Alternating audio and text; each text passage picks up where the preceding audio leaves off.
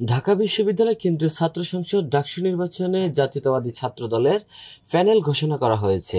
আজ বুধবার বেলা 12টার দিকে অপরাজেয় বাংলার পাদদেশে এই প্যানেল ঘোষণা করেন সংগঠনটির কেন্দ্রীয় সভাপতি রাকিবুল ইসলাম রাকিব।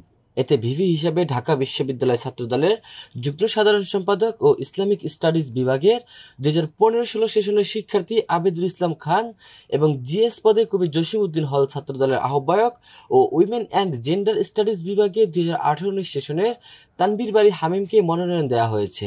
এছাড়াও এজিএস পদে বিজয় 71 হল ছাত্র দলের আহ্বায়ক এবং গণযোগাযোগ ও সাংবাদিকতা বিভাগের 2018-19 সেশনের শিক্ষার্থী তানবীর আল হাদি মায়েদের নাম ঘোষণা করা হয়। এ সময় ছাত্রদল সভাপতি রাকিব জানান, জুলাই গণঅভ্যুত্থানে আহত সানজিদা আহমেদ তন্নি ডাকসুর গবেষণা ও প্রকাশনা বিষয়ক সম্পাদক পদে নির্বাচন করছেন। তার সম্মানার্থে এই পদে কোনো প্রার্থী দেয়নি ছাত্রদল। এছাড়া বাকি সবগুলো পদেই প্রার্থী ঘোষণা করছে জাতীয়তাবাদী ছাত্রদল।